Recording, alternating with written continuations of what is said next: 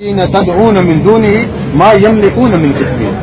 جنہیں تم اللہ تعالیٰ کے علاوہ پکارتے ہو وہ ایک جو ہے وہ کھجور کے اوپر جھلی ہوتی ہے، اس کی بھی مالک نہیں ہے۔ ان تدعوهم لا يسمعوا دعاءكم، اگر تم انہیں پکارو وہ تمہاری پکار کو سنتے نہیں، اور اگر وہ تمہاری بالفرض اللہ تعالیٰ بولتا اگر تمہاری پکار کو سن لیں تو تمہاری فریاد رسی جو تم مانگے وہ تمہیں دے نہیں سکتے، اور قیامت والے دن تمہارے اس شرک کا انکار کرتے ہیں۔ السلام علیکم ورحمۃ اللہ وبرکاتہ۔ معزز سامعین، اس کلپ میں جو آپ نے ابھی سنا، ایک لال رومال والا شخص، ویسے یہ لوگ کہتے ہیں کہ نبی کریم صلی اللہ تعالیٰ علیہ وسلم کی سنتوں پر عمل کرنا چاہیے، لیکن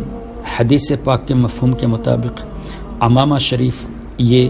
عزت ہے، انہوں نے اپنی عزت ہی خود ہی اتار دی ہے اور عمامے کے بدلے میں لال رومال اوڑھے ہوئے نظر آتے ہیں۔ جو آیت کریمہ پیش کی والذین تدعون من دونہ ما یملکون من قطمیر، جس کا مفہوم یہ کہ جنہیں تم اللہ کے سوا پوجتے ہو وہ چھلکے تک کے مالک نہیں۔ ان تدعوہم لا یسمعوا دعاءکم، تم انہیں پکارو تو وہ تمہاری پکار نہ سنے، ولو سمعوا ما استجابوا لکم، اور بالفرض سن بھی لے تو تمہاری حاجت روا نہ کر سکے، ویوم القیامت یکفرون بشرککم، اور قیامت کے دن وہ تمہارے شرک سے منکر ہوں گے۔ اب یہ آیت کریمہ تو کلیئر ہے کہ اللہ کے سوا جن کی تم عبادت کرتے ہو، جو تم شرک کرتے ہو،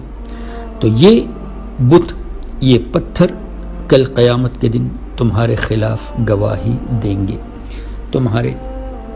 حاجت روائی تو یہ نہیں کر سکتے اور نہ ہی یہ چھلکے تک کے مالک ہے، اور قیامت کے دن یہ انکار بھی کر بیٹھیں گے۔ سبحان اللہ، اتنی کلیئر ورس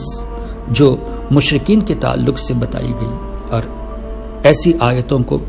پیش کر کے یہ کہنا کہ غوث اعظم کو پکارنا یہ شرک کہا گیا، اولیاء کرام کو پکارنا یہ شرک کہا گیا، صحابہ اور اہل بیت کو پکارنا یہ شرک کہا گیا، اس سے ان کی اولیاء اللہ کی دشمنی ظاہر ہوتی ہے۔ پھر یہ کہ قرآن کریم کی یہ آیت کریمہ نبی کریم صلی اللہ تعالیٰ علیہ وسلم کی ظاہری زندگی میں نازل ہوئی، اب اس کا مطلب ہی یہی ہے کہ اللہ کے سوا کسی کو پکارنا یہ شرک ہے، تو صحابہ کرام رضوان اللہ علیہم اجمعین ہر اپنی مصیبت کے وقت، ہر پریشانی کے وقت نبی کریم صلی اللہ تعالیٰ علیہ وسلم کے مقدس بارگاہ میں حاضری دیتے تھے، حضور علیہ الصلوۃ والسلام سے حاجت روائی کرتے تھے، یہاں تک کہ